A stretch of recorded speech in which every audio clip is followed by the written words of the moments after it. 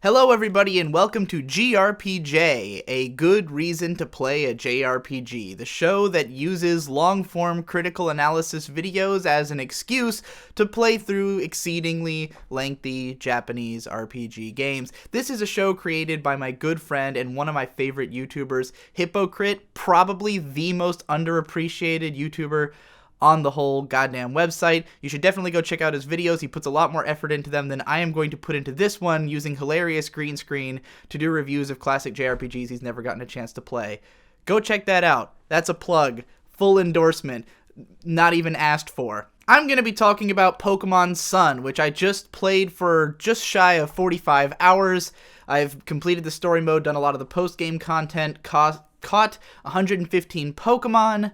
I was playing through it with the intentions of catching all the Pokemon, as I did in Pokemon Y, which was like a 100-hour experience, if not more, back when that game came out. I'm coming at this from the perspective of someone who has played through, a lot of the classic old games back when they came out. I've played through some Pokemon again over the years. I did not play through all of Omega Ruby or Alpha Sapphire, so some of the things that I'm going to talk about that are different between this game and Y may have been introduced in that game, but I'm going to go at this from the perspective of like what's new between this and Pokemon Y and the other Pokemon games in general. What improvements I think have been brought to the table, as well as which things I think have been made worse in this game than they were in the previous one. And we're going to go through it in a very formulated way. We're going to talk about the aesthetic first, then the gameplay, and then the story and characters, and then my final thoughts. There's time codes in the description for each of those sections. So for starters, talking about the aesthetic, it is exceptional, it is beautiful, it's what you'd expect from a Nintendo title. I mean, Nintendo generally have a very firm grasp on making the best looking games out there. I mean, unless you're into photorealism and all that shit, which for me I think is more artistically bankrupt than what Nintendo is actually doing with their classically cel-shaded art styles and more anime or cartoony aesthetic. This game does poppy, colorful anime aesthetic better than the vast majority of anime are doing it. The Pokemon all look great in 3D. They look how you imagine them to. Pokemon designs are generally iconic. That's why the series has been so successful for so long.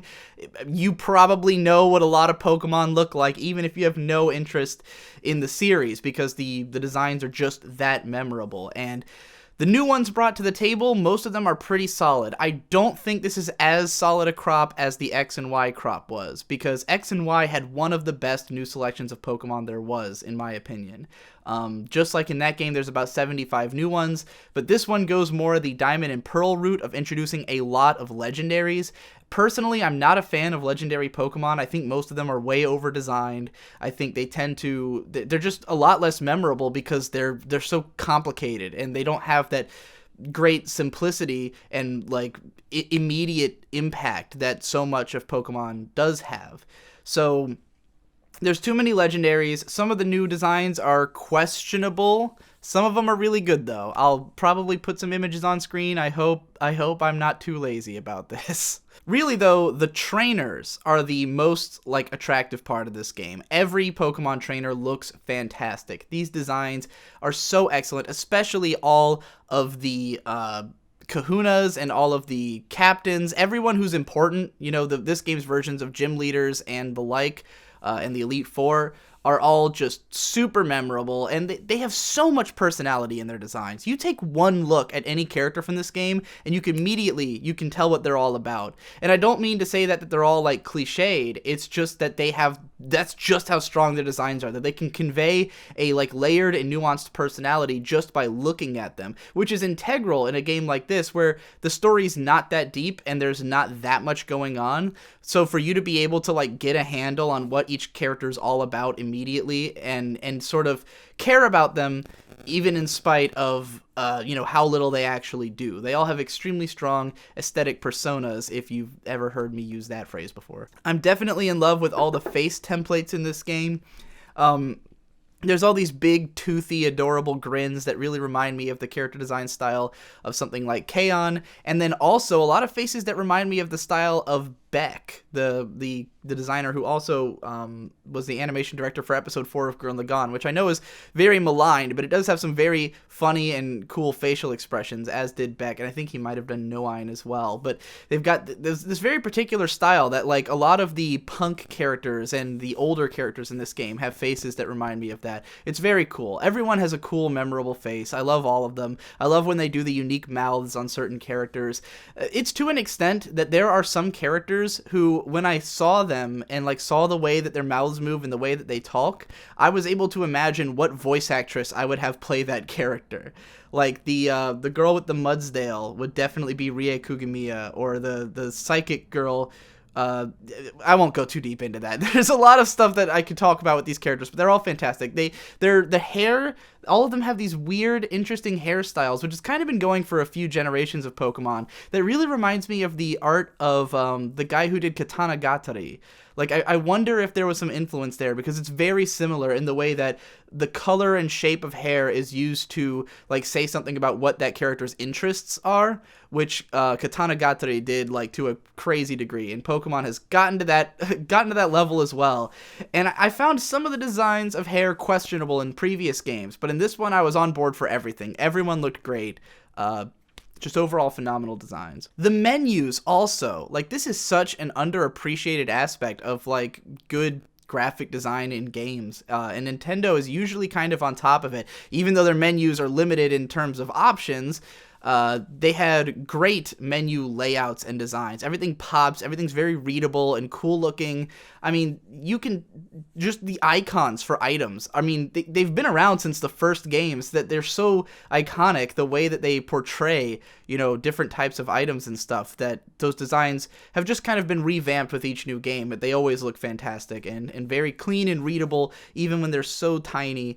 All the menus look good. I think they definitely improved the menu layout from X and Y. I kind of hated the battle layout when you got into a Pokemon battle and it was like each of basically there was 4 directional things you could click on, and there were the 4 options, but they just were kind of headache inducing the way they were laid out before. So they've streamlined that, made it more coherent, given more options in battle, so that's all very nice. Music is great, as it always is in this game. This one has an island theme. There's lots of these, like, Hawaiian-style drums and chorus vocals that are all pretty cool. I mean, you're not going to hear it, like, constantly in everything, but it's pretty, there's definitely, like, layered in these kinds of instruments throughout all the different songs. So it's got its own sort of flair without it being too one note. I think the music's pretty great, though honestly I didn't have it on for much of the game because Nintendo, their biggest problem that they've always had as a company between Pokemon and all their other franchises is a startling lack of options. There's so little you can do to change the nature of the game. For instance, there's no sound options. You either have the sound up or the sound down. You can't make it so you turn down just music or just the, you know, sound effects, or there's no voices. But it would have been really nice to be able to mute music in certain areas, like if you're grinding and you're just going to hear the start of an area's song over and over again, followed by the battle music. Super obnoxious in any RPG, so really couldn't stand the lack of options there, so I ended up just kind of muting the game for a lot of it. Now, the biggest issue with this game graphically is that there are still some frame rate chugs. Now, X and Y was pretty bad about this. X and Y had really bad loading times when you got into battles, which was kind of inexcusable. It made the game take fucking forever. And then there was also bad frame rate chugs in a lot of fights. It was particularly bad in doubles battles, but there was also times, like, if you used the Pokemon Yveltal, which was the legendary in Y, it was this huge flying Pokemon, and because its sprite was so big, as it would move, if you clicked on anything, it would, like, skip a frame, so it'd be moving, and then it would stop and keep going, and move and stop and keep going. It was really obnoxious.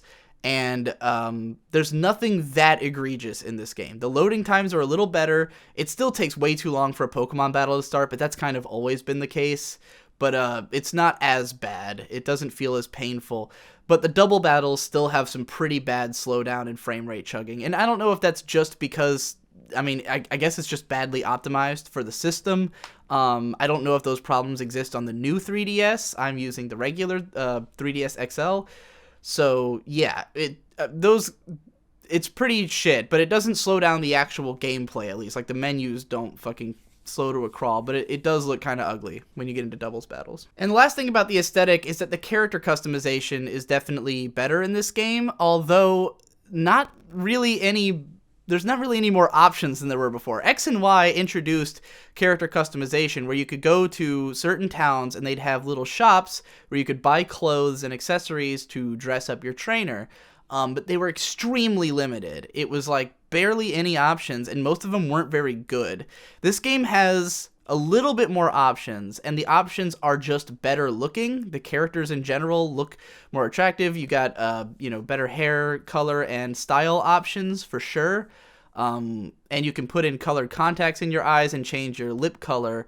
But even then, I would love to see them fully expand this. I mean, it's kind of ridiculous how little there is for this feature. Like, once I had figured out the perfect outfit, then, I mean, I was satisfied because I had a great outfit for my character, but I couldn't do another one, like, I kind of formulated the just right outfit. I mean, I was able to come up with a couple little things, but, like, I really don't get why you would have this feature in the game if you weren't going to explore it a little bit more. It doesn't seem like it would cost that much to throw in some more t-shirt options, but maybe I'm wrong about that. Maybe it's that much more difficult to animate all of them. I noticed that there's no sleeves. Like, no shirt in this game has sleeves. And pants are always pretty short because it's a summery island place, so they didn't want to give you, like, I guess, winter clothes there, even though there is an ice area. But yeah, anyway, it's alright. The customization is definitely better than before. I was able to make a character I was really satisfied with, which I was not able to do in X and Y. So I'm glad that the customization is at least good enough that I can make a character that I like and was unique to me and didn't just look like everybody else's character. So that's about all I've got to say about the aesthetic. Let's talk about the gameplay. So the biggest and most important thing that was improved from this game over the previous ones is that they finally nailed the 3D world. Now, obviously, Pokemon started off as a 2D game back on the Game Boy and Game Boy Color. Then there was the GBA, and they, gave it more colors, spruced up the graphics. Each new generation of Pokemon has meant a big leap in the graphical power. And I remember back when Pokemon Black and White came out and they started having like 3D like semi 3D environments, it blew my mind. It was like, whoa, Pokemon's jumping into a whole new world. Then X and Y came out, and it became full 3D, and that made it so it was hard to even look at Black and White anymore. It was like, now the game looks real, and this is something I've dreamt about since I was a kid. Back in the day, I would look at the GameCube or the N64, and I'd say, why aren't we getting a full 3D Pokemon game on those consoles? They could obviously do it. Why not make a full-blown RPG on a main console? But it never happened. Well, finally, the 3DS is so powerful that they could do it, even on a handheld. So X and Y came out, and while those games are beautiful, they look fantastic, the 3D looks great, the environments look great, the biggest problem is that they kind of just took the layout of a 2D Pokemon game and made it 3D, and it did not work with the controls at all. See, the old Pokemon games have grid-based controls. You go up, down, left, right, you move up exactly one block, and everything's kind of built around that structure, and it made perfect sense. But with X and Y, the world is still laid out that way, but now you have free-form movement. You can go in any direction you want. And because it's a 3D world where you can clearly see the boundaries of where you're exploring, it suddenly becomes really fucking weird when a route is just like a straight hallway strip that has nothing on it. And you can clearly tell, and it feels really jarring.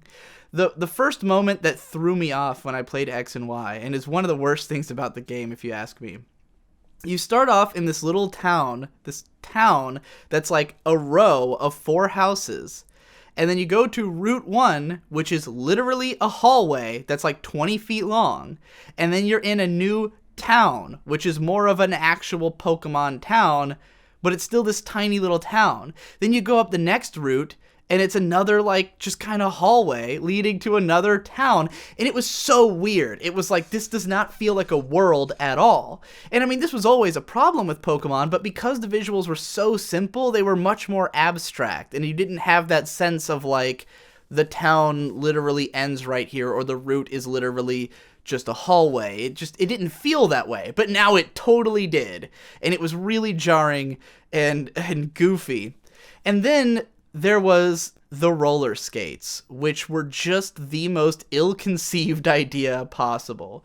So in that game, you could walk around, or you could get on roller skates and skate much faster. But the roller skates had these really like the controls let you move around in a lot, but they have momentum to them. So you kind of have to keep overcorrecting to turn around. But because the game is designed with such linear hallways, the skates would just have you constantly running into shit. Like everywhere you go, you just run into something if you tried to skate for more than a second. And the only place that they totally made sense would be on like really long straightaways, or in Lumio City, which was this big 3D city that was laid out infuriatingly, because you could skate around in circles and it looked cool, but you would constantly run into stuff because the camera perspective, which you can't move, would hide lots of objects like characters and signs and stuff walking or standing around. You just run into shit all the time. It was terrible. And I really thought the skating was broken. Then you eventually get a bike, which moves more on the grid-based style, like from the earlier games, and is very fast. But biking around just feels kind of stilted and awkward. And then there's areas where they'd build like, I remember one, there's like this stony meadow where like you're going through a meadow and there's all these big stones erected everywhere. And they're kind of in like a grid format. And when you're trying to run through there, you just run into these stones all the time because the controls just don't work with it. So it felt like a 2D world was moved to 3D, and then the controls were moved to 3D, but the world was still designed like a 2D world. It was a huge problem, and Omega Ruby and Alpha Sapphire didn't really fix it. Though they did change the movement mechanics a little bit by not having the skates and everything. This game dramatically improves on all of that. Now, instead of all these short hallways and little locked-in corridors, they've made the routes very open and freeform. You can easily move around. You can easily explore. Nothing's ever in your way. They got rid of the skates, thank God. You just have a run button by holding B. You get around everywhere fine. And the way that they've made the world still feel big without having so many long routes is that everything now curves in on itself. So the routes all sort of loop in almost Dark Souls style, where it's like you have routes you can't go down until you unlock a certain part in the story, and then you'll come back through there. So you're always coming back through places you've been before. Again, routes are wide open, and it's very easy to get around. And that brings me also to the ride Pokemon, which it is, I want to say it's like a revelation, and it's the best thing that's ever happened, except that it's also like, why wasn't this a thing already? So in the Pokemon games up to this point, there has been this terrible mechanic that everyone hated called HMs, where you teach a Pokemon a certain move, and you need that move to continue the story. And if you teach this move to a Pokemon, they can't override it. It's like you can teach it to as many Pokemon as you want, but they can't lose that move. And they're usually like, some of them are okay moves to use in battle. Some of them will just totally ruin your Pokemon to have this HM on it, because it's a move slot that's just being hogged by something that you don't want. And it forces you to have certain Pokemon in your party who can use the HM moves who you maybe don't want, but you need them to get around in certain areas.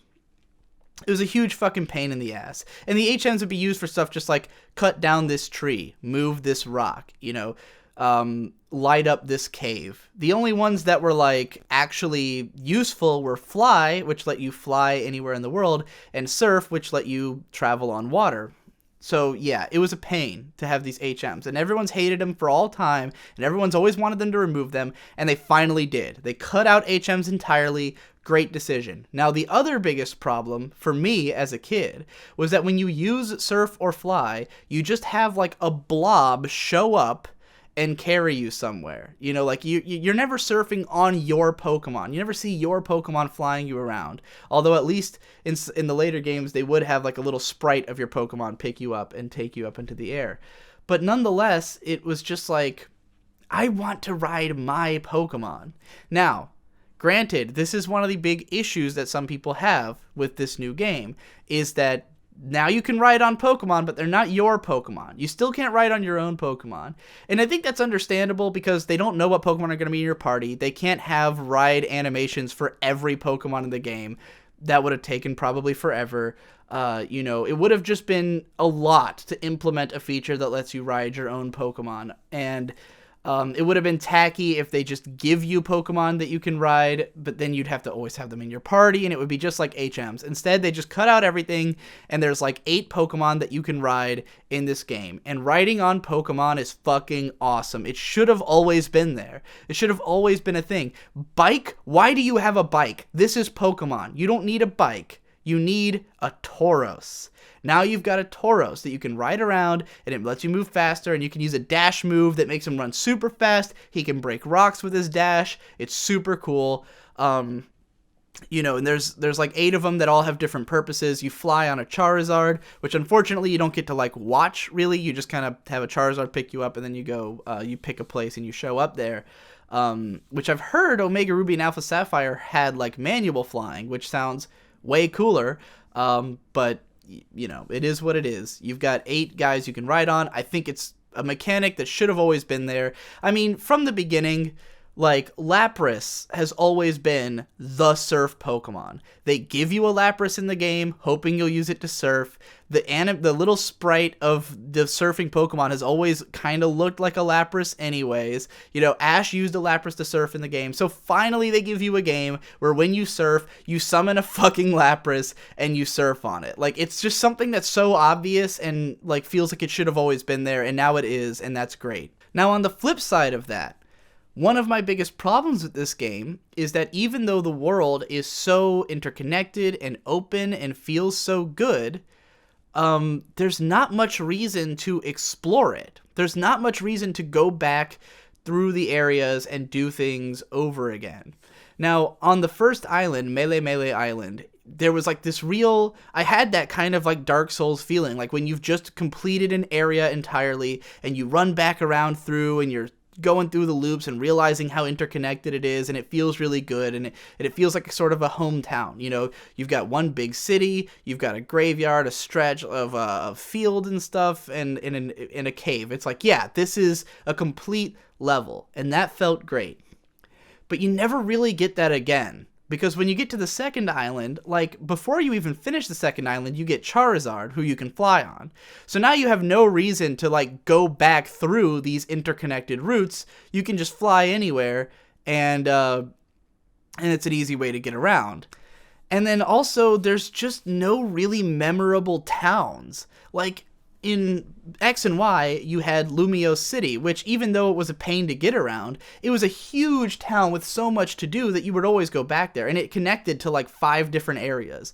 So it was like this hub where you'd come back to and hang out if you wanted to do something else other than the story. But this game doesn't have any city like Lumiose. In fact, the cities are particularly unmemorable this time. Like in the other games, in the last few, there was always this sense. I would say it started with Black and White for me. I don't know. I never actually played Diamond and Pearl, so it might have started there, but I don't know. But in Black and White, every town had like a unique character to it. It was like, this is the electric town. It's got a Ferris wheel, and this is the rock town or whatever. And then in X and Y, there was, each town had its own unique flavor. In this game, there's no like theme to the towns. There's one town that's supposed to be like Asian themed, and they've got this like big open garden area that's kind of like like a temple. I think it's meant to be like Kyoto, but nothing about the city's layout really says that. Nothing about the way it looks. It just kind of is a grid-based city. Like, it doesn't feel like Kyoto. It doesn't really convey its theme. Most of the towns are just like straight strips with nothing really happening. So the towns are by far the biggest letdown, like visually, of this game. And even the routes are mostly just kind of environment, like normal environmental stuff. It's like you got a grassy meadow, you got a cave, you got a watery area. Some of the ones that there are kind of underexplored, and like one towards the end of the game, there's like this one cave that looked totally different from all the others and had like these trees that had fallen over that you could walk up, and that was cool, but there wasn't a lot of it, and it just kind of left me longing for more, because in X and Y, I remember stuff like there was one route where there were just a bunch of like abandoned playgrounds, and it was always raining, and it was like this marsh area, and you know, there'd be ghost Pokemon and marsh Pokemons there and stuff, and like you'd walk through half submerged water. Awesome route, totally memorable. Nothing in this game comes close to that, in my opinion. So that's another big kind of letdown. So it's cool that the world is so open and so easy to explore, but you don't really want to explore it because it's not that memorable and there's not enough going on. So that's one of the biggest things that makes me, like, I would be saying Pokemon Sun could be better than X and Y, because it does improve a lot of things, but that's one of the biggest failings in my eyes. And while we're talking about the big failings, I gotta get into what is by far the biggest one for me. This is my biggest issue with the game, and it's the reason why after 45 hours, I'm doing this video as opposed to after 100 and after having caught all the Pokemon. My biggest issue is that catching all the Pokemon in this game sucks. And I don't even know where to start. If you play Pokemon Red and Blue, those games are paced in such a way that catching all of the Pokemon is totally natural. Because you'll start off in an area where you've got like Pidgeys, Rattatas, Caterpies, Mankey, stuff like that, you know, and most of the early Pokemon you can evolve right at the point when you would be catching new ones. So let's say you catch a Caterpie, and you can raise it to a Butterfree at level 10. Then you fight Brock's gym, and then you get rid of, like, you know, by the end of Brock's gym, you've got Butterfree. Now you can get rid of Butterfree and catch something on the next route to replace it, and that thing will probably evolve at level 20. So when you get to Misty's gym, you evolve all your Pokemon up to level 20, and then you can swap all of those out for Pokemon on the next route, and then it keeps going like that. You always catch Pokemon that are like relevant to your level at that time, and you can cycle out old ones, and it makes it so you're constantly training new Pokemon, and it always feels like this fun adventure of catching new guys, training them up, evolving them, and switching them out. And then you can keep the ones you really like in your party. You know, any evolved forms that are really helpful and you think will be helpful on the next gym or something, you can keep them around. Now, as the Pokemon generations have gone on, a lot of them don't introduce nearly as many new Pokemon as the original. The original was 150. A lot of them will be like 70, and they'll sprinkle them in with a bunch of older Pokemon. And the only other game that did it just like Red and Blue was Black and White, which just got rid of all the old Pokemon and had a whole new set, and it was fucking great for that reason. Now, in X and Y, they decided to just pour as many Pokemon into the game as they could. There were 450 Pokemon in that game. I know because I caught them all. There were 3 Pokedexes with 150 each, and you had to catch all of them to have caught all the Pokemon. Crazy pain in the ass. And the way it worked is you'd walk into Route 1, like a straight line of a route with like one patch of grass, and there'd be like 10 Pokemon in that patch of grass. Not like 10 as in there's 2 and then a bunch of rare ones, like 10 you would catch immediately. Now, this made training all of your Pokemon a huge pain, because even though there was EXP share, which made it so you could level up your whole party pretty consistently, you have to constantly be considering, like, who needs to evolve, who do I want to keep around, who's good for the party, who can I switch out, and it made it this game of constantly switching Pokemon in and out of the party. Now, that was kind of cool in its own way. It was a little overboard. I would have preferred something like Pokemon Red, but a huge part of what made catching all the Pokemon in that game interesting is that so many of the Pokemon have unique mechanics. Basically, in every new game, they introduce a bunch of new mechanics, and there's certain Pokemon who evolve through those mechanics. So, you know, when they first introduced happiness, then there's certain Pokemon that you can only evolve when they like you a lot. Or when they introduced the day-night cycle, there's Pokemon who can only evolve during the day or only evolve at night. When they introduce, you know, this and that, and they've done this with so many features now that trying to get all the Pokemon is really a matter of exploring every feature of the game, which is really cool because it means that you get to learn all the different things that the game has to offer. But it also means leveling up shit tons of Pokemon. And the only way you're going to do that is through grinding. And Pokemon X and Y had a bunch of grinding spots. In Lumiose City, there were these restaurants where you could go in and fight a sequence of trainers at, whatever different levels, and it would help you level up your Pokemon. Or there was the Battle Chateau, which was just a place you went and fought a bunch of guys and leveled up your Pokemon. And Battle Chateau is pretty broken, and I've written about how broken it was back when I talked about the game when it came out.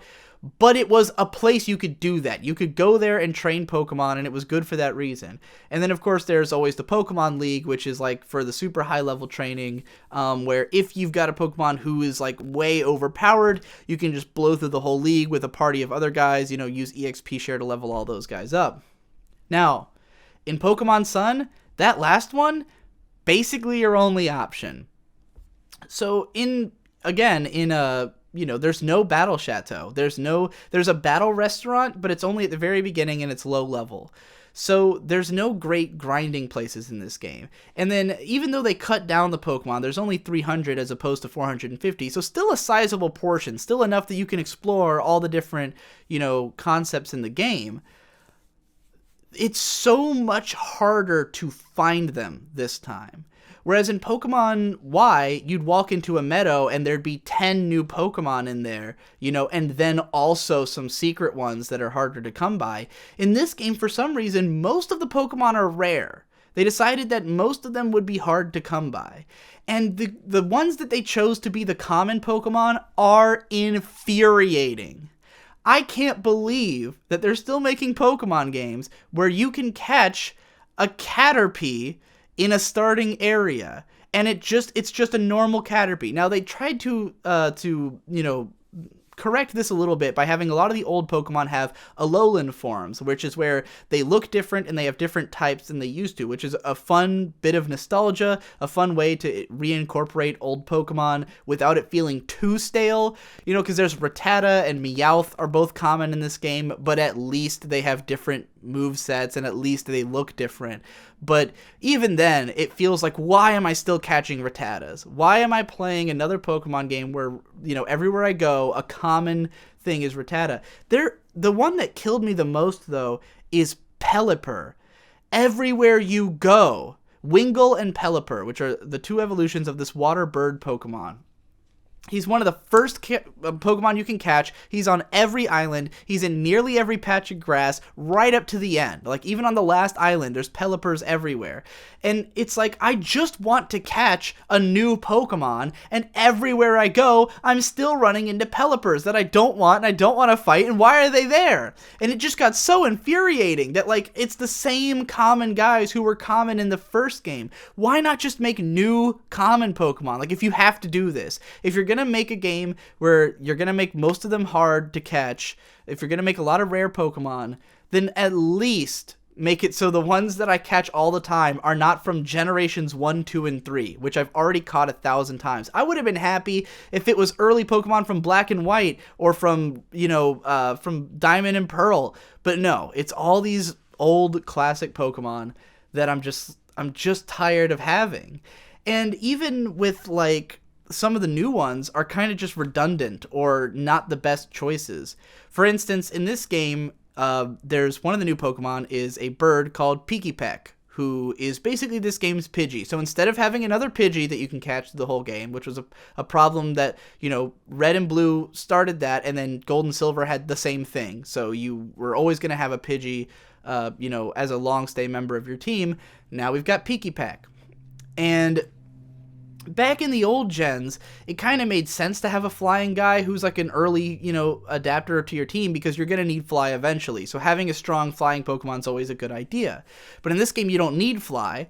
So you've got Pikipek, and he is just a normal flying type. So he's basically just like all the other, flying types. But then you can also catch the Firebird that evolves into Talonflame. I don't remember the first evolution's form, which was the flying Pokemon from X and Y. This one is fire and flying, which is way more useful than normal and flying. And so by the time I caught that bird, I totally replaced Pikipek, and I ended up with a Talonflame on my team through the end of the game. It's like I already had this last generation. This is already a Pokemon who's been one of my final guys, but he's just that much more useful. And to me, it's kind of like, why is he even in the game when you've got Peaky Peck here, who's supposed to be the new bird? So, these are the biggest issues I have, really, is just how much of the old gens are still here and how they're more common than the new Pokemon. I mean, I got to the end of this game and I start looking online for like, where do I find the new guys? And first of all, part of the issue is that there's a ton of legendaries. There's like, I think there's like 20 legendaries in this game. So that's like, a whole third of the new Pokemon. But then even then, of the other 2/3, like half of those I hadn't even seen. A lot of them are late game. A lot of them are rare. And that just seems so weird to me. It's like I'm playing a new Pokemon game so I can see the new Pokemon and have new guys on my team and not the same ones I played through with before. So why make them all so rare, so hard to come by? It felt really bizarre that my main team consisted of so many old Pokemon throughout the game. And they also are not well thought out in terms of where they're placed. If you were trying to do that thing I said where you level guys up and constantly switch them out of your party. One of the first Pokemon I caught was a Slowpoke. And I had this Slowpoke in my team for like the majority of the game because I just wanted to evolve it, and it doesn't evolve until level 37. So this Slowpoke sat with me from level 12 to level 37, and I was so sick of using it, even though I like Slowpoke, but I'd never really had the chance to use one in a previous game to this extent. But, it's a Gen 1 Pokemon that I got saddled with for the entire, like, 3/4 of the game.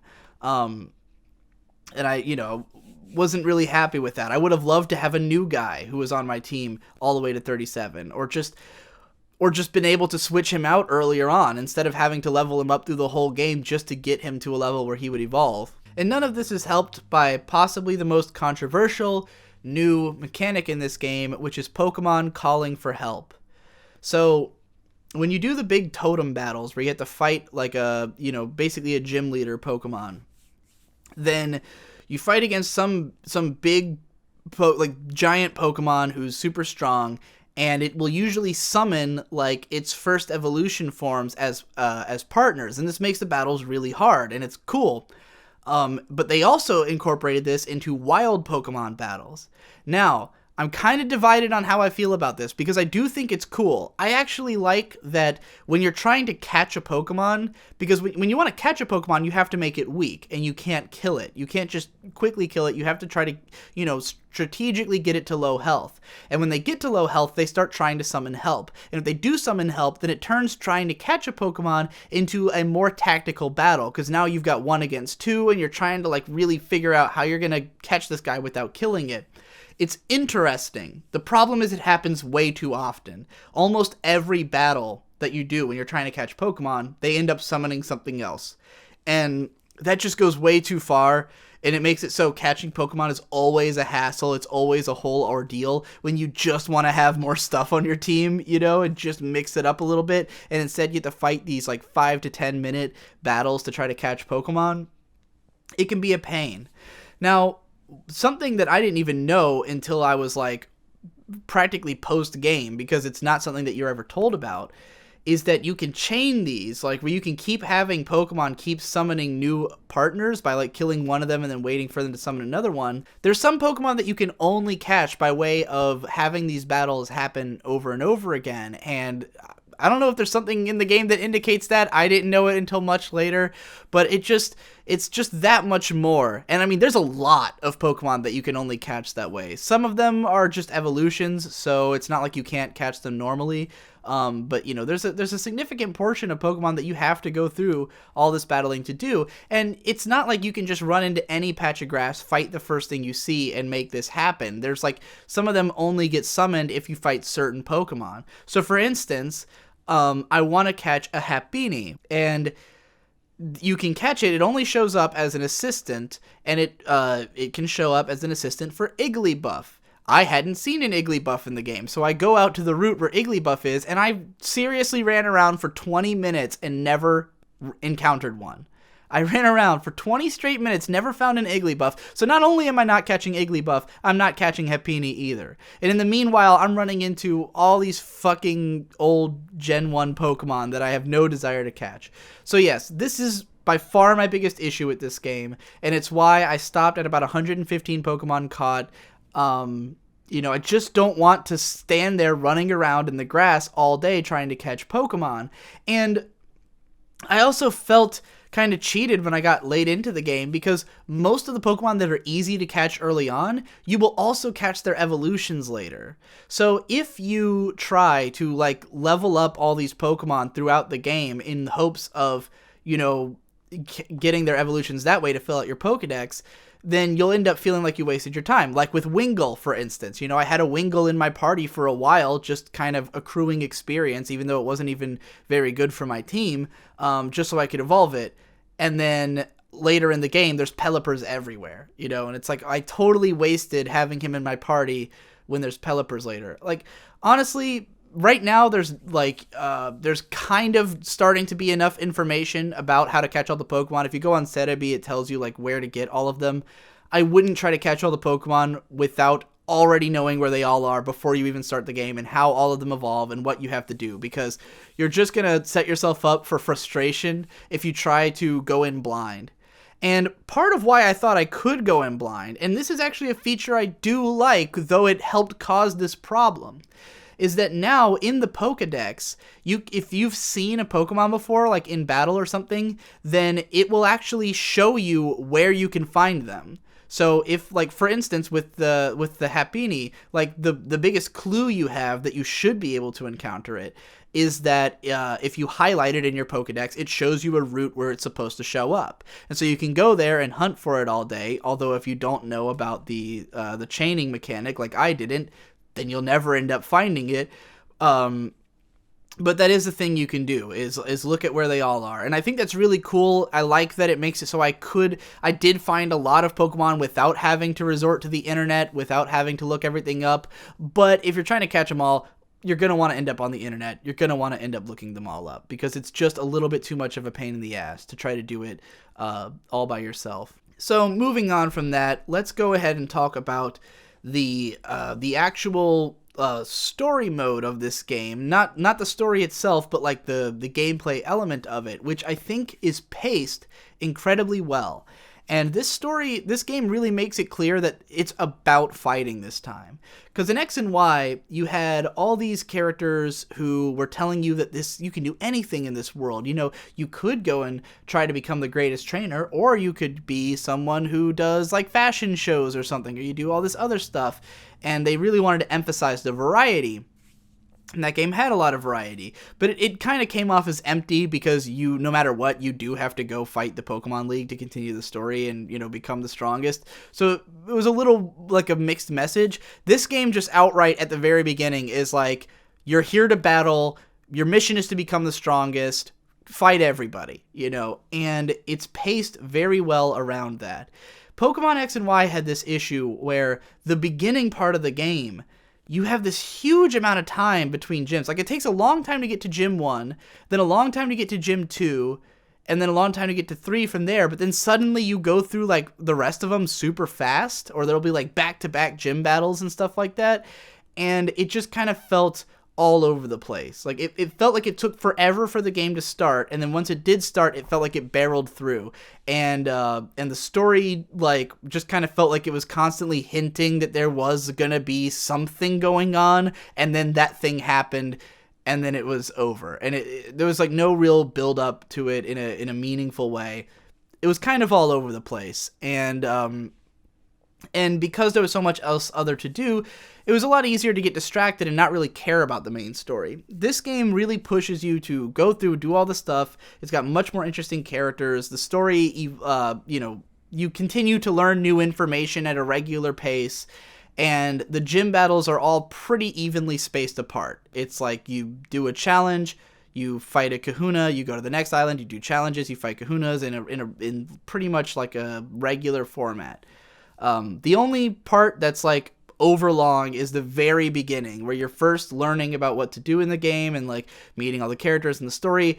Cutscenes go on way too long. It takes way too long to finally get a Pokemon in your hands and to finally fight a battle and catch a Pokemon. That is almost inexcusable how long the opening segment is, and it's a real hurt. It will really hurt replay value. But nonetheless, other than that, everything's paced very well. I never felt like things were taking too long or moving too fast. I always felt like I was learning new things at just the right pace. And that's why I went right through the whole story. Like, usually in these games, I kind of fuck around a little bit more, or I don't really care about completing the story. In this one, I did want to see where it was going. I was more willing to head right to the next gym, but at the same time, part of that's because there's not that much else to do. So if you are in this just for the story, if you're someone who just, and I don't mean like the story as in, the actual story, as in playing through the main game and just training up a team of 6 Pokemon and beating the game, which is how my brother plays. It's how I used to play when I was young. If you're just about playing through a Pokemon game, this is a great Pokemon game. It's great at just that feeling of catharsis of beating the gyms, beating the game, getting the story, and being done with it. And I think it does that exceptionally well. But if you play like me, where it's more about like the meta or the exploration or just running around and doing other stuff and training up new Pokemon and like finding all the mechanics, this game is kind of lacking. There's so many Pokemon that use the same mechanics. Like I said, so many that you have to catch through the whole Pokemon crying for help thing, which is just not that engaging of a mechanic in the first place.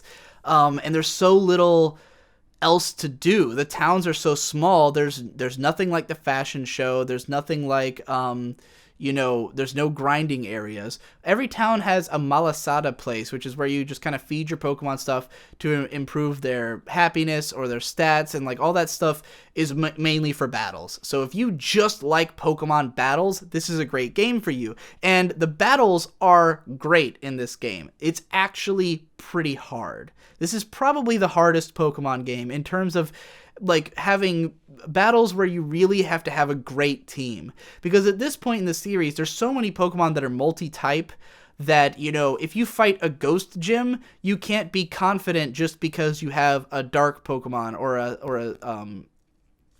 something that Ghost is weak to, like, because they're gonna have multi-type Pokemon. They're gonna have stuff that can deal with that. And so there's lots of battles that are legitimately quite hard, and I had full team wipes pretty often. Like, embarrassingly, I probably had 10 or more full team wipes in this game, and I ended lots of major battles with like all of my Pokemon at low health, or like everyone dead but one guy. It was pretty rough getting through the entire game. The Elite Four was challenging. And part of that's because I never over-leveled my Pokemon. I usually had my Pokemon around the same level as the gym leader I was fighting. But you really can't, like, just keep around a stable of low-level guys and expect to do well in battle. Because I was trying to, like, throughout most of the early part of the game, because I'm trying to catch them all, I would always have, like, 2 or 3 weaker Pokemon in my party that are just hanging out for the EXP share. There's a lot of battles you really can't do that. There's a neat mechanic where a lot of routes will have someone standing at the entrance of the route who will only fight you if you've beaten everybody else on that route, and those guys are usually extra powerful. If you try to fight one of them with half of your team being weaker guys, you're gonna get your ass kicked. It's kind of a double-edged sword, because if you're trying to play, again, if you're trying to catch all the Pokemon, it really works against you, because it makes it a lot harder to train up your low-level guys. You really want to have a solid team. And it got to the point when I was around level 37, and I was getting towards the end of the story, that I was like, I need to just have a core team. Like, I switched out all the low level guys. I stopped training any other Pokemon, and I just thought, well, I'm just going to have my really strong guys, and I'll use them up through the end of the story, and then later I'll go find a grinding place to level up the low level guys. But there is no grinding place. So with this game, you really want to have a solid team and be geared for battle. It's a battle Pokemon game, which for some people is probably very exciting. It just doesn't fit my playstyle all that well, and makes 300 Pokemon a very daunting number to try to catch in comparison to, even the I mean, it's not as hard as the 450 was in X and Y, but that one didn't feel like I had no options for doing it. Another thing that makes the exploration in this game really fun is that it actually rewards you for searching every corner of the map. And Pokemon used to be great for that. It used to be that if you clicked on, like, let's say you head down a random seeming hallway where nothing's there and you click on a bush at the end, you'd get an item. Or if you search through everything in everyone's house, sometimes you find items. Talk to lots of Pokemon and you might get items. And that kind of was missing from X and Y. There was not much in terms of like random stuff laying around, which made it so I kind of gave up like around probably a third of the way through the game on even clicking on lots of stuff because I knew there wasn't going to be anything. This game has way more in that vein, and they also introduced this thing called Zygarde cubes, where you have a cube that you collect cells of the Pokemon Zygarde, the legendary Pokemon from X and Y, and you build up all these cells, and as you gain them, you get to evolve this Zygarde into different forms. And there's 100 cells total in the game, and they're spread out all over the world. And so a lot of the time, if you're just exploring every nook and cranny of an area, you'll find all these Zygarde cores or cells or whatever.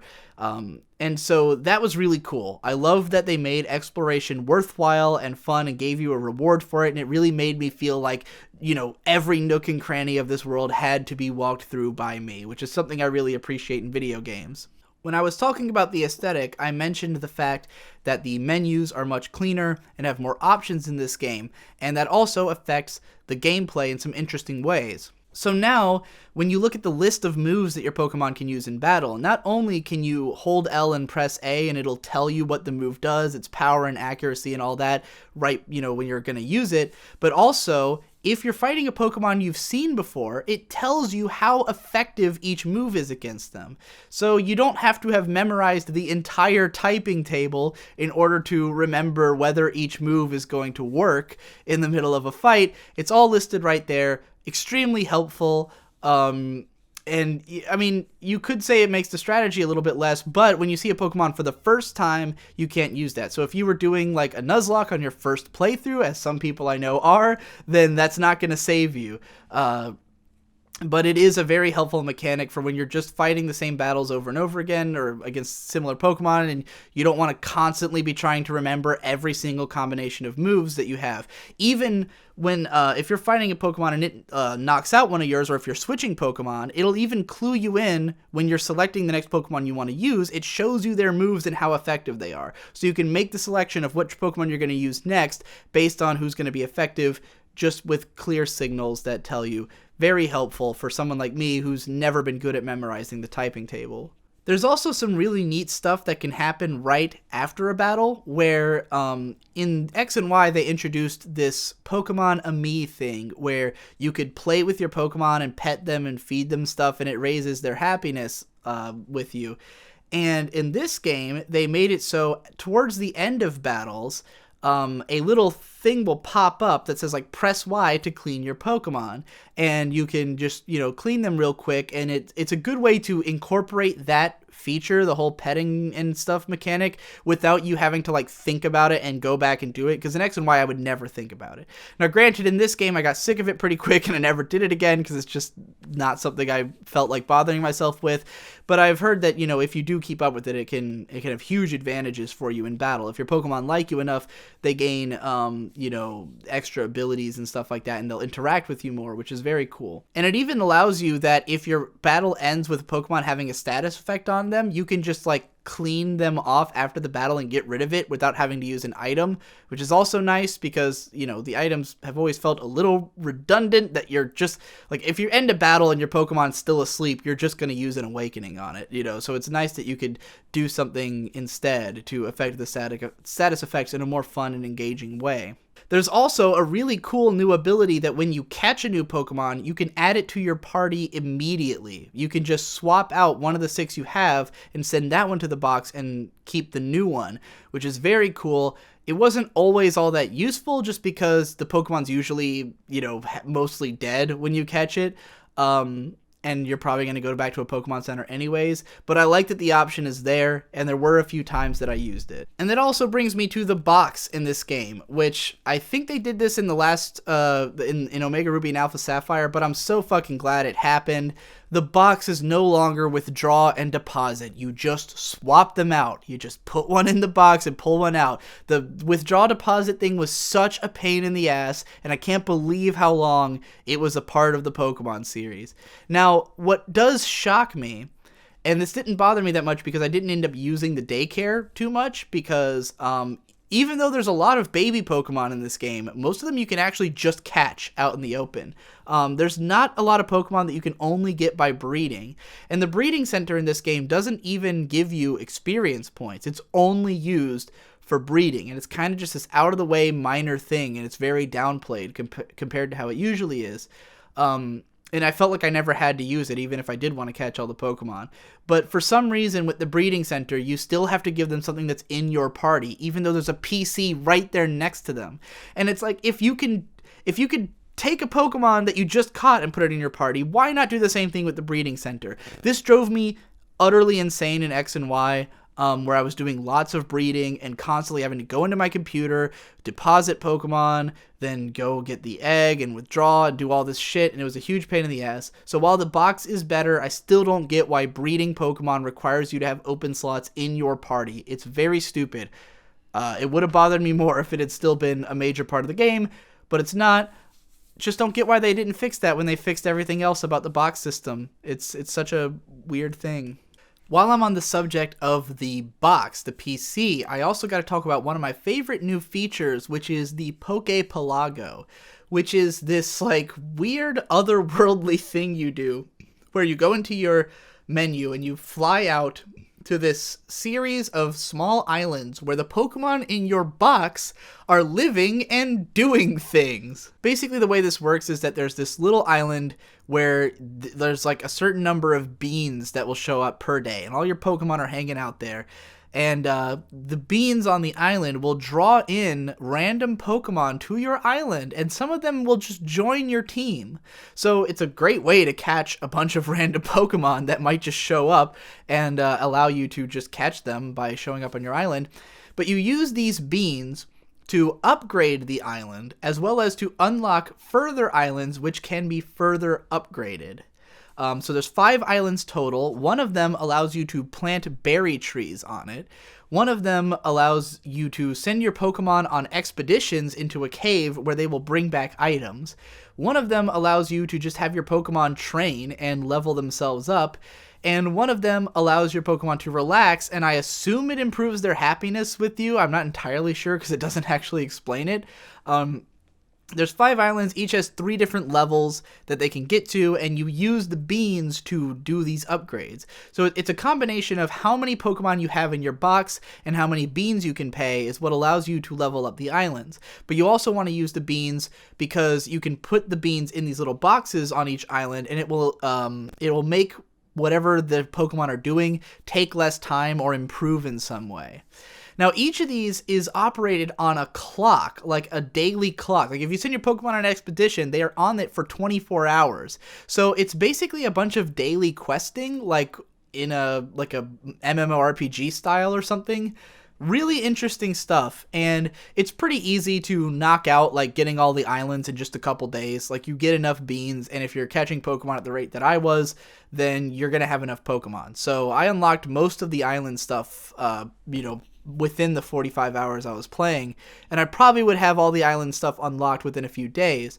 But it's just a cool thing, especially just in concept, because one of the most depressing things about Pokemon has always been that you've got your main 6, and like the game is constantly reiterating that you're all best friends and that you spend so much time with your Pokemon and you love them so much, but then most of your Pokemon end up sitting in a fucking box, in a PC, and that's always been like a weird, hard to reconcile part of the game's message.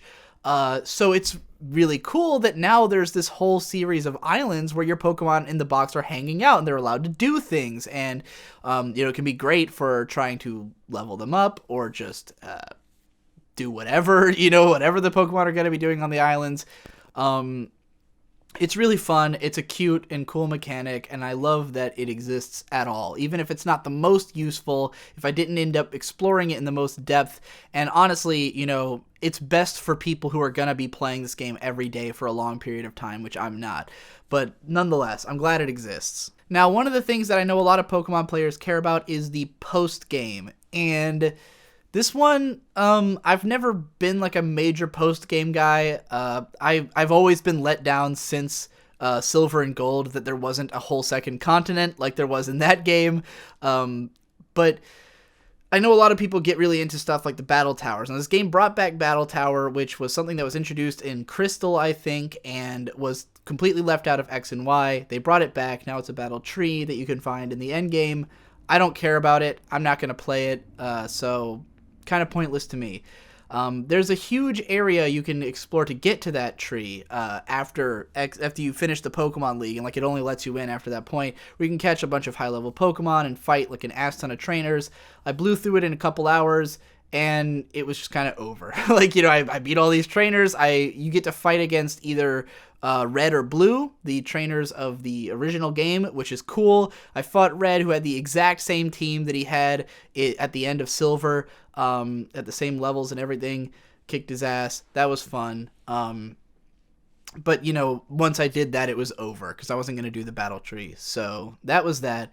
Then there's the mission to catch all the Ultra Beasts, which are these crazy fucking Pokemon that were unleashed as part of the story. And the Ultra Beast missions, it's okay. It's just you talk to these fun, wacky characters, and they make you go on these missions to go catch the Ultra Beasts. It's pretty simplistic. You just go to where the Ultra Beast is and catch it. It's a little bit of a pain in the ass to catch them, but it's very straightforward. There's not a whole lot to it. I don't think it's as interesting narratively as the detective missions from X and Y, which were the post-game series of missions that I think a lot of people didn't even know about, where if you go back to Lumiose City after you beat the Pokemon League, you do the sequence of different missions, which had a lot more story content, it feels like, than the Ultra Beast stuff does. Not to say that the Ultra Beast doesn't have any, but and I didn't complete it. I didn't catch all the Ultra Beasts. I caught one and then, played a little bit more, and I was just kind of whatever, I don't care about this. So there is a whole, there's a bonus chapter of the game, but I don't think it's as interesting as the detective missions were in the previous game.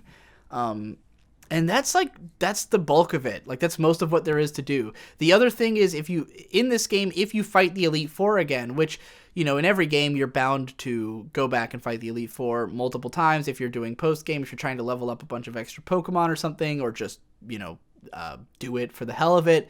You could always play through the Elite Four multiple times, and it's the best way to level grind. Well, in this game, they introduced the aspect that when you beat the Elite Four, you are the champion because you're the first champion of the Alola region. And in the other games, when you beat the champion, he never shows up again. You just fight the four over and over again. Now, they introduced a mechanic where other people try to challenge you for the championship. So now they want to sit on your throne.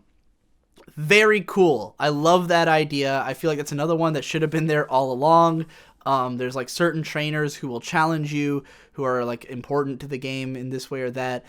So I think that's one of the best new things that they added. It's just a shame that I don't feel as compelled to play more of this game because there's so little else to do. At the end of X and Y, I played through the Pokemon League a number of times. I had a level 99 Garchomp by the end of the game, or 100, or whatever the max is, because I kept playing the Pokemon League, because I was leveling up all these lower level Pokemon. But that's it's such a more difficult prospect, especially because the Elite Four is actually really hard in this game. So if you were to try and do this just to level up, you're gonna have to get your basic guys up to a pretty high level already. I finished most of the battles in the Elite Four with several knocked out Pokemon when I did it for the first time. And I had to have a whole stable of revives. So before I would even be able to try an EXP share to level up a bunch of low level guys, I'd first have to fight the Elite Four probably 4 more times to get my Pokemon up to a high enough level that one of them could sweep the Elite Four in the way I did with Garchomp. So yeah, that would be a problem, just because there's nothing else to do. It would be one thing if I was fighting the Elite Four and then going off and doing something else, but the Ultra Beast missions are also just more battling, so yeah, it feels weird to even try the post game, at least in my opinion. I'm sure there's some people who will keep playing it more, but by the time I had done, like, sampled each of the post game things, I was kind of like, well, I'm finished with this game. Let's go do the GRPJ. All right, let's move on to the story and characters. The most notable thing about the story and characters in this game is that I actually liked them. I've never really cared about the story in a Pokemon game. I've thought all of them were kind of a waste of time. X and Y had a whole lot of story, and I didn't care about any of it. I didn't like any of the characters. I didn't like Team Zal. I didn't like the narrative at all. I found it totally uninteresting. It felt like it just kept hinting that something was going to happen, and then it eventually happened. This game goes way farther with having, like, sympathetic, interesting characters and a plot that actually, like, amounts to something and makes some sense. You meet characters early on whom you sort of form connections with, and then find out later that they're more important than they first seemed, and some of the things they told you before have more importance than you realized. Mostly talking about Lily, who, at the start of the game, is like an assistant to this professor, and you know that she's run away from the Aether Foundation with this Pokemon and called Cosmog, and she's trying to protect it, and she's this very sheltered girl. And then later on, it turns out that she's sheltered because her mom is the founder of the Aether Foundation and was really controlling and had, like, this whole effect on her childhood. And she has this whole arc where she learns to sort of grow up and move on, and, like, she decides to start her own journey. And it's like an actual fucking character that's good, and she's not the only one. She's got her brother, who's also an interesting character. Team Skull is by far the best any of the teams have ever been, because up till this point, you had all these team whatevers who seemed to be just trying to bring about the end of civilization by summoning a fucking legendary for some reason. They're all really stupid. In this game, you've got the Aether Foundation, who are, like, the real, like, pulling the strings behind everything, and they are, like, these big bads who have, like, the main, the leader of them's motivation is that she wants to love all Pokemon, but she's kind of gotten into a more twisted form of love. And it's not like the Foundation was founded on evil principles. It was actually founded on great principles, which is Pokemon conservation. It's just that because the woman's kind of lost her mind, things have gone off the rails a little bit. And that makes a lot more sense. Then you've got Team Skull, who their whole thing is that they're basically just a bunch of, like, misplaced youths. Like, they're just a bunch of kids who ended up in this gang because things didn't go right for them, and they're goofy and adorable, you know, and they're great. I love Team Skull. I love their relationship with Aether Foundation. I love the Aether Foundation itself. It totally reminds me of Revox from Kill La Kill. It's, like, almost the same, even in terms of the story. It's all just, like, it's a really interesting and engaging story with lots of great characters. All the gym leaders and stuff are so memorable, and their designs stand out so much, and their personalities stand out. A lot of them, you can tell there's a lot more going on with them than what meets the eye. Like, for instance, one of the kahunas is this policeman, I think his name's Nanu, who is, not only is he, like, the uncle to one of the what are they fucking called? The people who you do, the gym leaders. We'll just call them gym leaders. He's a guy who, like, clearly has a long history with a lot of the characters and has, like, other things going on in his mind than what's going on here. And, like, so much of what he's all about is communicated through just his look and what he's doing, rather than, like, explaining what his personality is. It just goes a long way. Everything in the story is, like, a little that goes a long way, and I really appreciate that. Now, on the other side of the coin, the cutscenes are too fucking long, and you can't skip them, and that's a huge problem. And this is mostly a problem at the very beginning and the very end of the game. Because while the story is pretty interesting and engaging, it takes its fucking time. The early part, like I said before, it goes way too long before you actually get a Pokemon and can use it and can battle. And that's going to be a huge problem on replays. Like, not being able to skip 25 minutes worth of intro is a huge fucking problem when you try to play this game again.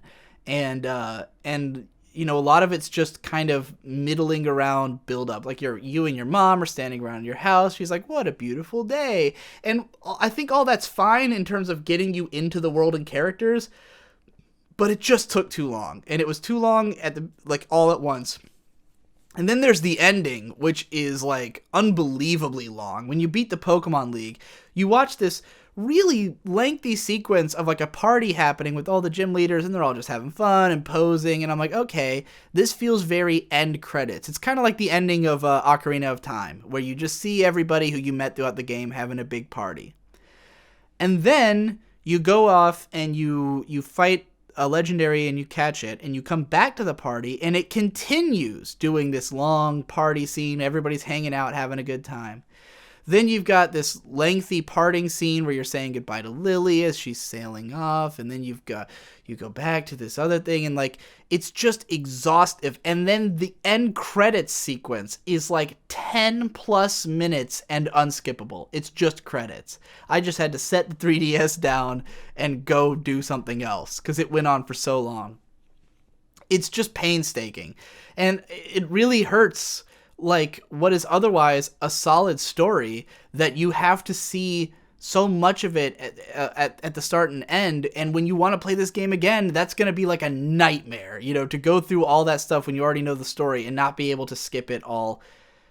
Ugh, I don't get why they do this. I don't get why they'd make it totally unskippable, especially now when the sequences are so cleanly broken up, where it's not just like a text sequence that you can motor through anymore. Now there's like actual cutscenes, and you can't even skip those. So that's a pain in the ass. But at least the dialogue is still really fun and hilarious. NPCs have even more weird and esoteric things to say than ever before, which can be really entertaining. There were a couple of NPCs who were like musing on the philosophical implications of being trapped inside of a box in the PC. Horrifying stuff. This game, it's a little edgier than before. There's always been like a lot of implications of Pokemon dying. There's always been graveyards. There's been Marowak in the first game. There's lots of dark stuff in Pokemon, but this one goes like a little farther than before. There's a part in the Aether Foundation where they describe that like, oh yeah, there's these Pokemon that like destroy Corsola, and the seas are lined with bits of Corsola. And I was just like, fuck, that's graphic. There's one point where you find out that the leader of the Aether Foundation has been cryogenically freezing Pokemon, and you just see these like Pokemon frozen, and it's like, oh my god, that's horrifying. So yeah, it goes a little farther with the dark aspect, which I do like, because I like that the Pokemon world tries to feel a little bit more real, and like, like people would even though most of the characters are like, haha, Pokemon are the best, everyone loves Pokemon, we're all best friends, it also like lets you know that there are some people who are going to treat Pokemon badly and exploit them. And it really brought me back to like the Slowpoke tail salesman in Gold and Silver, like that level of kind of, ooh, some people are fucking killing and eating these things. I also think it's cool for the narrative that the mechanics are tied to the story and world building in some fun ways, such as the online component, which is the Pokemon Festival or whatever, which Festival Plaza. I'm not gonna lie, I don't understand it at all. It's the weirdest, most confusing kind of online play. It has this whole system in place that I don't understand.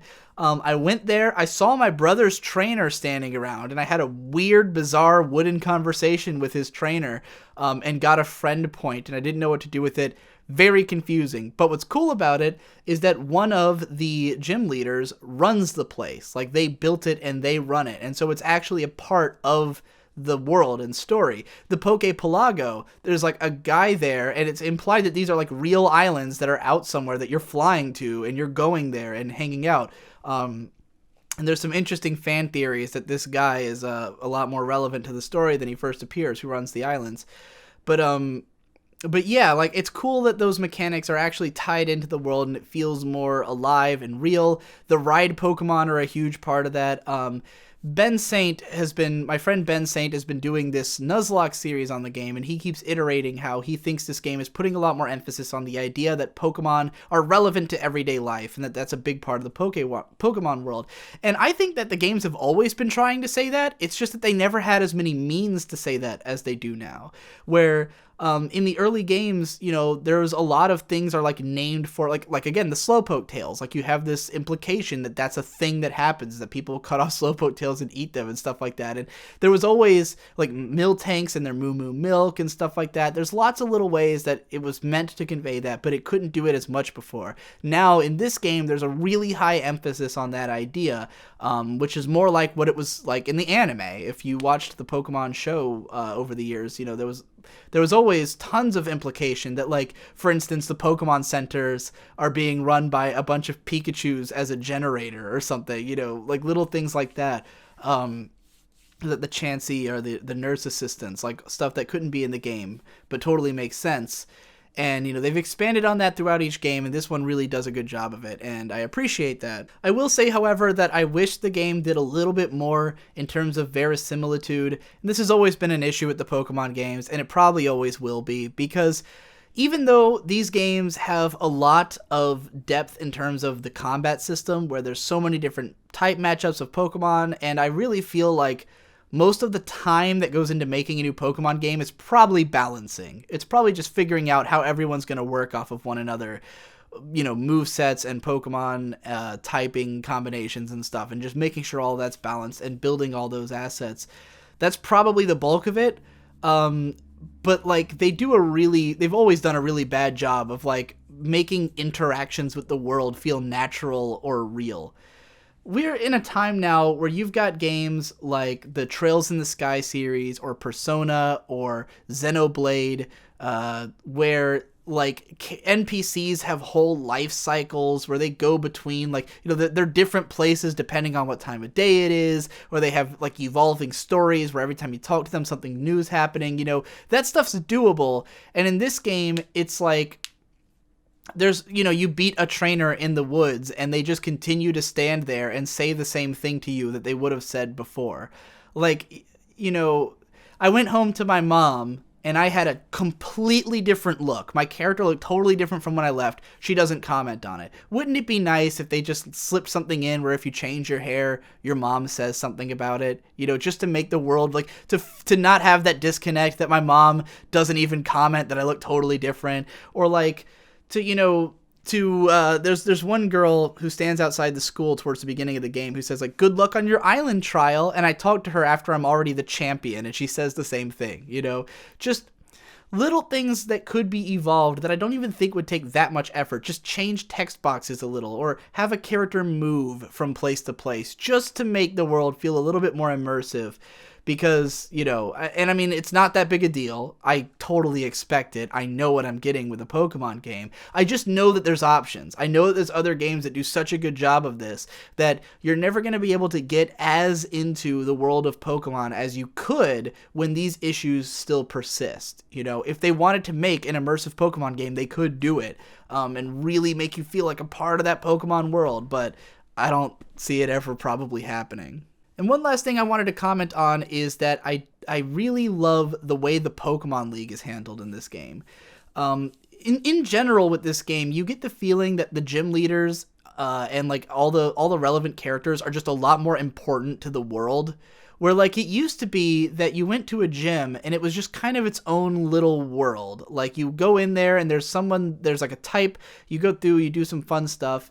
And then you fight a gym leader who you probably never see again, with few exceptions. There's some who you see otherwise, but like usually they're just in the gym and they're not really relevant otherwise. In this game, you meet almost everybody, like outside of the context of when you fight them. They're usually like maybe they're part of like a school, or they're part of some other place. They do something in the world. They might be a community leader. You know, the Kahunas you're gonna see long before you ever fight them, because they're basically like the mayor of the town anyways.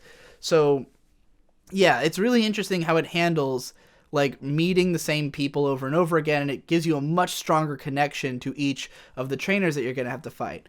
Now, debatably, I would say that the trials might not be as interesting as the gyms have been. It depends on which one. I felt that what's great about the trials in this game is that there's way more variety. And the best thing about the gyms in previous games, such as X and Y, is that each one would be very different looking. They usually had a different way of moving around, a different kind of environment, and those were really memorable. In this one, it's more about like what you do, that you will like have, some of them are like finding things and gathering them, or some of them are like answering quiz questions. There's just a lot more variety in the trials. I don't ultimately think they were as memorable as the gyms were in X and Y, because X and Y went so far with having each gym be like a really unique location. But in this game, you're meant to go back to most of the gyms. Like, everywhere you can do trials, you go back there and there's a bunch of Pokemon you can catch. So I like that as well. So I'm kind of torn. I don't know if I like the trials more or less than gyms. I thought a couple of them were memorable, but a lot of them are not all that special, and definitely don't have the level of impact that something like the gym in X and Y, where you're like swinging on vines to climb a tower, that had a lot of impact. Or the one with the web that you like have to like navigate a literal spider's web. That stuff was cooler than anything in this game. Again, this game doesn't have a lot of really memorable stuff. It's more about cohesion. It's more about everything feels right together and feels like a cohesive world, more so than it being standout or memorable. But the problem with that being that it doesn't go far enough on having a cohesive world to make that, you know, a really huge element of the game. But one of the coolest things is the Pokemon League, because this time the Pokemon League is new to Alola. It's something that the professor is setting up in this game. He is the one making a Pokemon League because he wants Alola to be known on a world stage for having, you know, great Pokemon trainers. And so when you fight the Pokemon League, it actually consists of, you know, trainers you fought before, like people who you know are the strongest on the islands, and that makes a lot of sense, and it's really cool that it reincorporates people who you already know to be strong trainers. And then the champion, instead of being your rival, who your rival is the worst character in this game, How, totally useless, dorky asshole. He's by far the character I cared about the least. But you kind of have multiple rivals. There's multiple people who you fight, you know, a few times throughout the game. And so you fight each of those on your way to the Pokemon League, but then the champion is actually the Professor Kukui, which is the coolest fucking thing it could have been.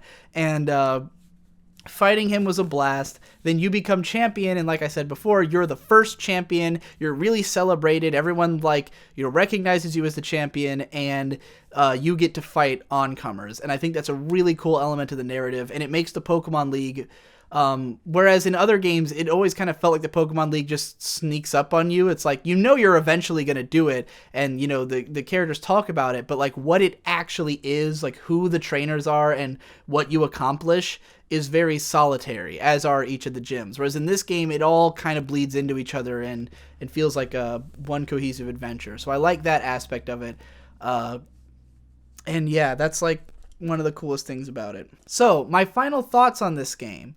Overall, I think that this is very close to being my favorite Pokemon game, except that it doesn't fit that well with the way I play Pokemon. And I think that some of its biggest strengths are offset by its weaknesses, such as that this game has much more focus on combat. It's harder and more intense, and has more fleshed out systems in its combat than ever before.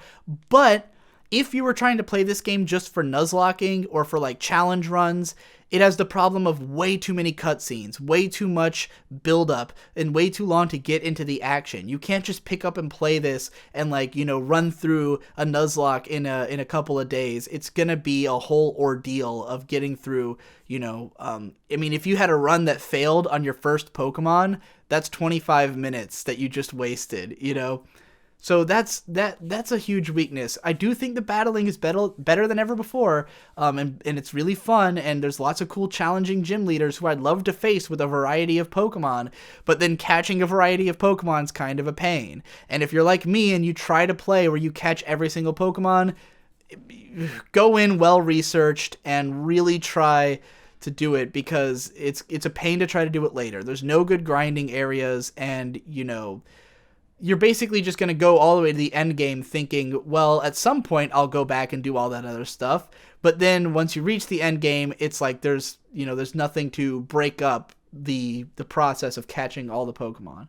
So overall, I would say that the story and pacing and just playing through the game once and just like getting a team of strong Pokemon and beating the game, it's better than X and Y, which was previously my favorite just because of it's playing Pokemon in 3D is just so much more of like a deep and involving experience than it ever was in 2D, in my opinion. I just really like the experience of Pokemon being a more realized and fleshed out world. And in X and Y, it could have been that, but in Sun and Moon, it could have been that, but X and Y just was more memorable. It had more Pokemon that I liked, more new Pokemon that were great, more, catching all of them was more fun, and the world itself was more interesting. So even though it was like more of a clusterfuck and it's hard to replay because it's such a clusterfuck, it also sticks out in my mind more than Sun and Moon does. So it's a really tough competition between the two of them, and neither one has the pick up and play value that the older Pokemon games have that keeps them so easy to go back to. These games are not as easy to go back to. And at some point I'll have to, I think Omega Ruby and Alpha Sapphire are probably the best of both worlds, where they have the 3D and the more in-depth sort of storytelling and stuff, but without all the excess and all the clusterfuckiness. So yeah, that's kind of where I stand on this, and thanks again for watching. I'll see you in the next one. And go watch Hypocrite's GRPJ series. It's really good. It's like this, but with more effort.